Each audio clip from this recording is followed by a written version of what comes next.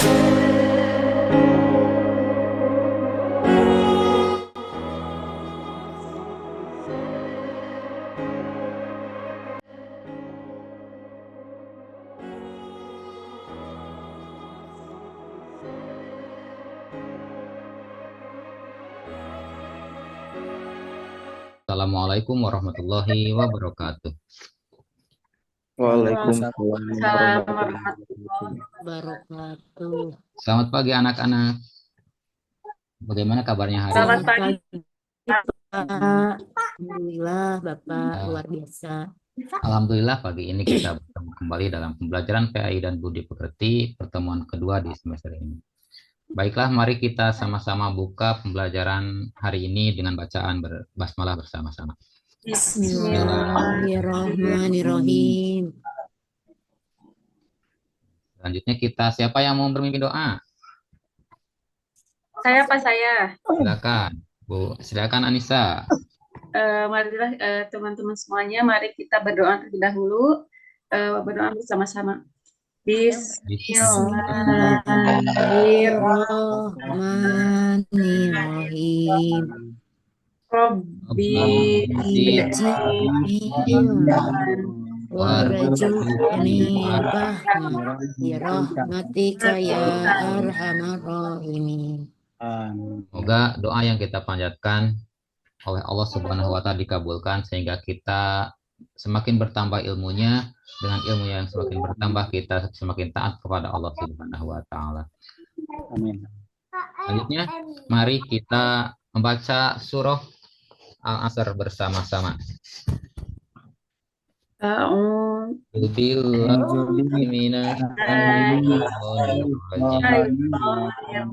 Bismillahirrahmanirrahim. Wal 'asr innal insana lafi khusr illal ladzina amanu hati wa tawassaw bil haqqi wa tawassaw bis Sadaqallahul adzim. Alhamdulillah kita sudah sama-sama membacakan surah Al-Asr. Semoga dengan kita membaca surah Al-Asr, Allah senantiasa memberikan waktu dan kita bisa memanfaatkan waktu kita untuk sama-sama mencari ilmu pengetahuan yang Allah turunkan ke muka bumi.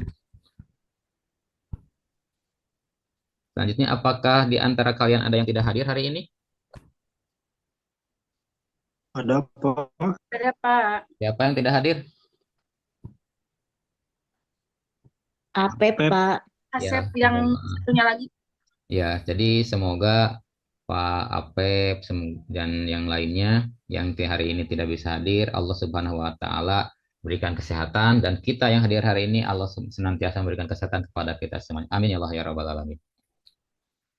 Sebelum kita masuk ke pembelajaran, mari kita ice breaking terlebih dahulu dengan tepuk semangat. Sudah tahu kan tepuk semangatnya? Tepuk semangat. Semangat.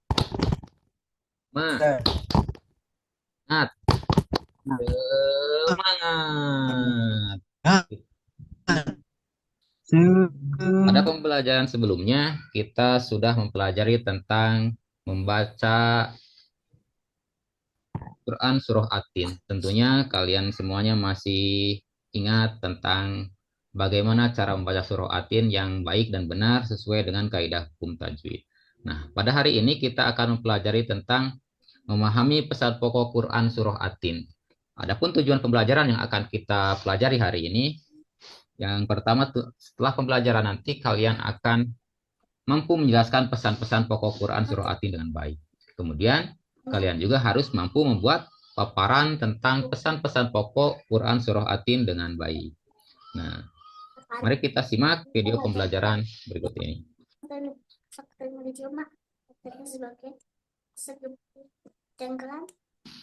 Apakah kalian sudah mengerti dari pembahasan video yang sudah disampaikan barusan?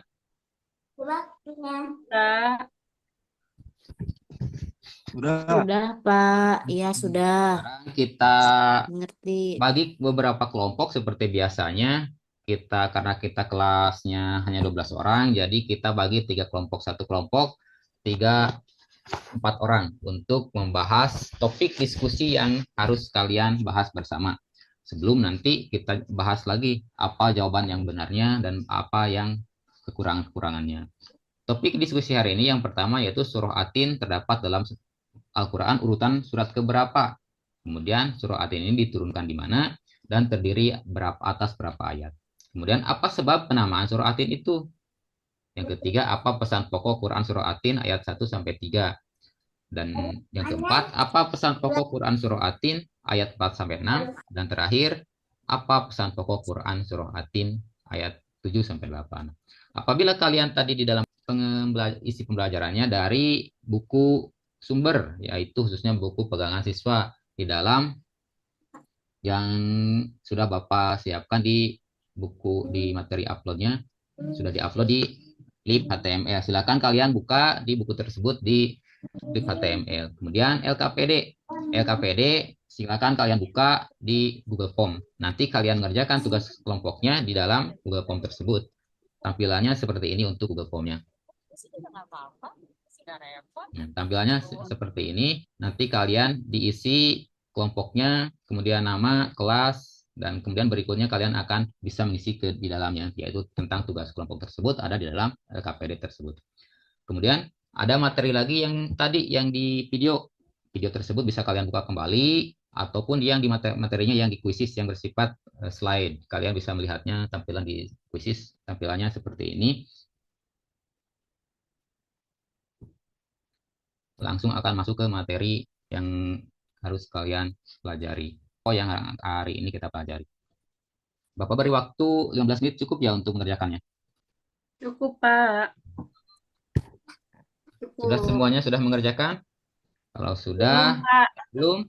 Yang belum, silakan Bapak. Bentar lagi, Pak. Lagi, Pak.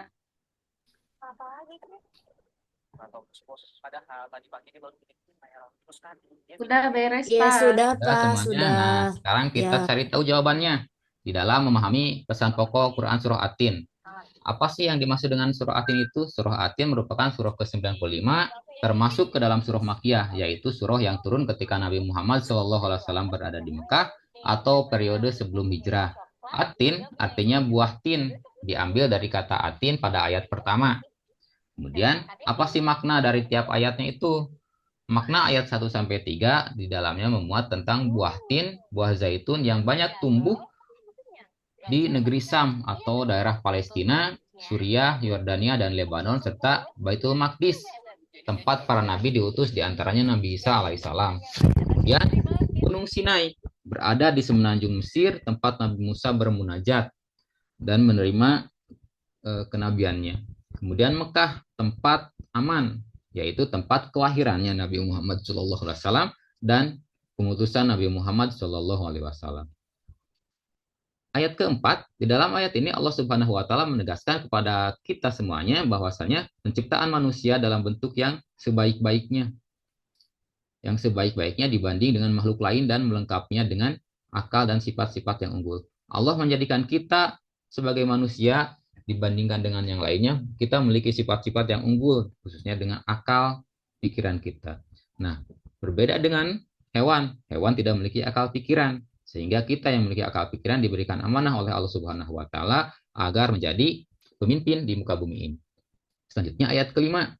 Ayat kelima itu penegasan kembali bagi kita bahwasanya manusia yang memiliki bentuk yang sebaik-baiknya maka bisa menjadi hina ketika dia tidak taat terhadap Allah Subhanahu wa Ta'ala dan utusan Allah Subhanahu wa Ta'ala, yaitu Nabi Muhammad SAW. Maka tempat kembalinya adalah neraka, yaitu tempat yang paling rendah di muka bumi di akhirat nanti.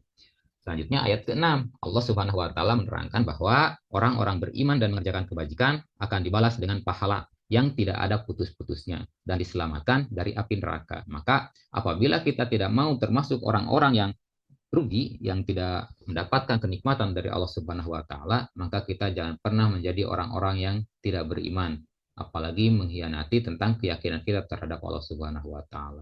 Maka kalau kita menjadi orang-orang yang beriman dan mengerjakan kebajikan seperti melaksanakan ibadah, kemudian baik kepada kedua orang tua kita, maka insya Allah pahala tidak akan pernah putus kepada kita dan diselamatkan dari api neraka. Selanjutnya, 7, Allah menegaskan bahwasannya proses penciptaan manusia, mulai dari bayi hingga kita meninggal dunia, itu merupakan bukti kekuasaan Allah Subhanahu wa Ta'ala. Allah Maha Kuasa menjadikan diri kita, menjadikan tubuh kita tumbuh dan berkembang. Namun, ketika meninggal dunia, kita akan mendapatkan balasan. Balasan apa yang akan kita dapatkan? Jawabannya ada di dalam ayat ke-8, yaitu Allah akan memberikan putusan yang adil, memberikan pahala bagi yang taat, dan menghukum orang yang bersalah. Hukuman tersebut tentu nantinya di akhirat, yaitu tadi akan dikembalikan ke dalam tempat yang serendah-rendahnya. Sampai di sini, apakah ada pertanyaan? Saya harap penjelasannya Tidak, Pak. sudah jelas.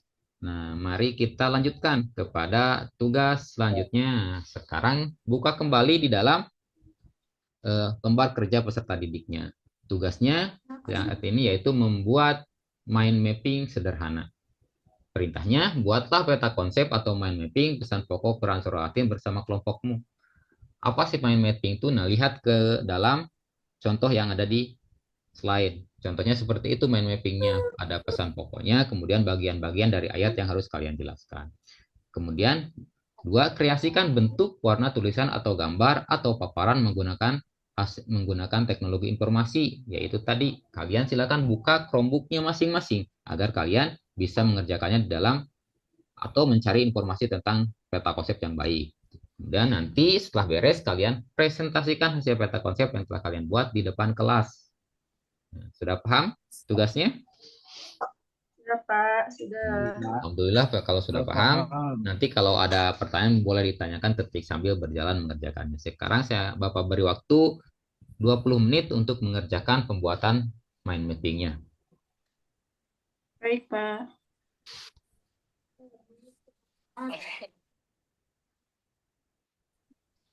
Sudah selesai semuanya?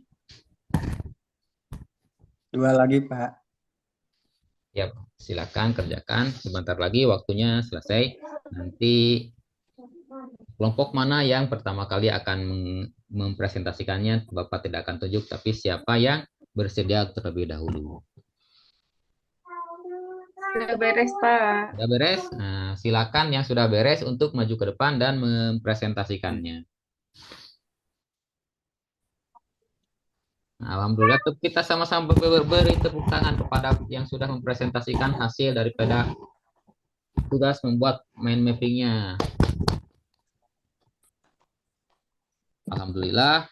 Nah, sekarang bagaimana tanggapan barusan dari presenter barusan yang sudah menyajikan presentasinya? Bagus, Pak. Bagus. Bagus. Sudah bagus ya, kalian sudah paham semuanya, Bagus, ya. sudah paham dan sudah bisa membuat peta konsep. Nah, kalian tinggal kembangkan lagi, jangan sampai hanya menjadi pengetahuan di kalian saja.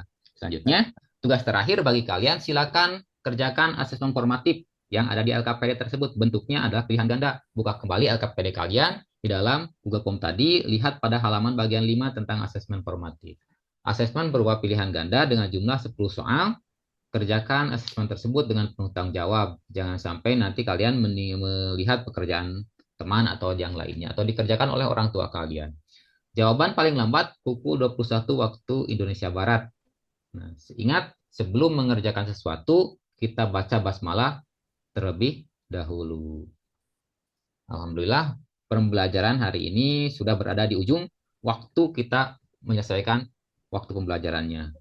Kita sama-sama merefleksikan hasil pembelajaran hari ini. Apakah kamu semuanya sudah memahami isi kandungan Quran Surah At-Tin? Kalau sudah, berarti kalian pasti akan tersenyum karena kalian memilih emotikon senyum sebagai bentuk kalian sudah memahaminya. Kemudian, apakah kamu merasa pesan Quran Surah At-Tin penting untuk kehidupan kita? Bapak harap Penting, Pak. Nah, Bapak harap kalian melihatnya senyum, bukan yang meneteskan air mata. Apakah kamu merasa senang belajar Al-Quran dengan cara ini?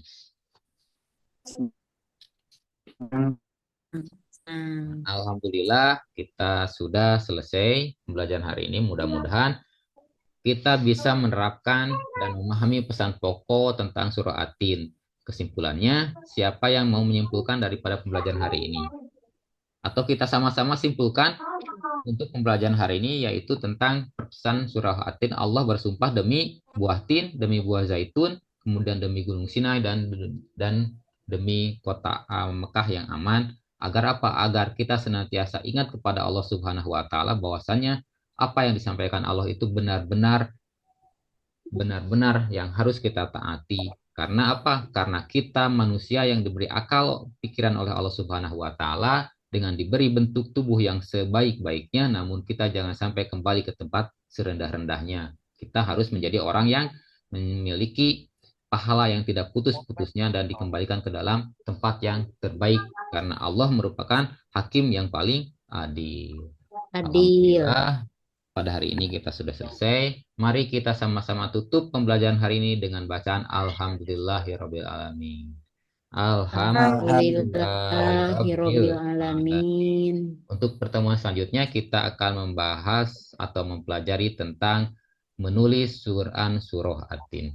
Akhirul kalam, wassalamualaikum warahmatullahi wabarakatuh. Waalaikumsalam warahmatullahi wabarakatuh.